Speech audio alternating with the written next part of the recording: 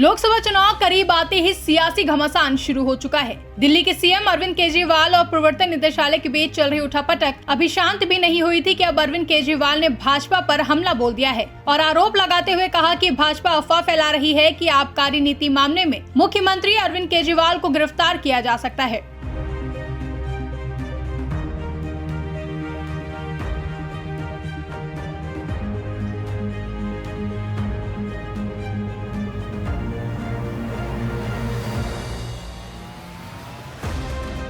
दिल्ली के सत्ता पर काबिज आम आदमी पार्टी ने बीजेपी पर निशाना साधा है। आपने दावा किया है कि बीजेपी ने उनकी पार्टी के 7 विधायकों से संपर्क किया है और अफवाह फैला रहे हैं कि आबकारी नीति मामले में मुख्यमंत्री अरविंद केजरीवाल को गिरफ्तार किया जा सकता है।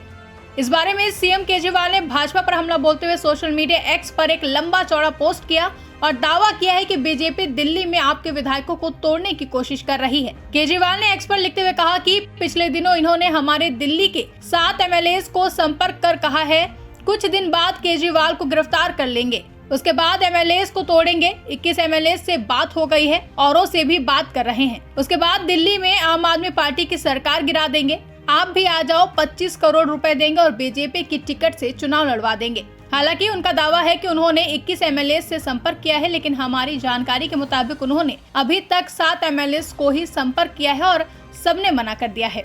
इसका मतलब किसी शराब घोटाले की जांच के लिए मुझे गिरफ्तार नहीं किया जा रहा है, बल्कि दिल्ली में आम आदमी पार्टी की सरकार गिराने के लिए षड्यंत्र कर रहे हैं। पिछले 9 सालों में हमारी सरकार गिराने के लिए इन्होंने कई षड्यंत्र किए, लेकिन इन्हें कोई सफलता नहीं मिली।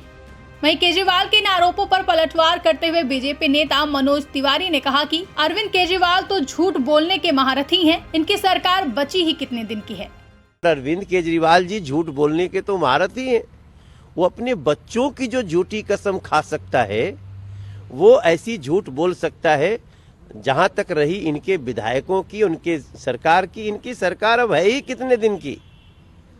इनकी सरकार ज्यादा से ज्यादा 2025 जनवरी तक चलेगी। उसके बाद तो दिल्ली की जनता इनको ऐसे निकाल करके फेंकेगी कि पूरे देश के राजनीतिक इतिहास में सिर्फ यही सुना जाएगा कि एक थी आम आदमी पार्टी।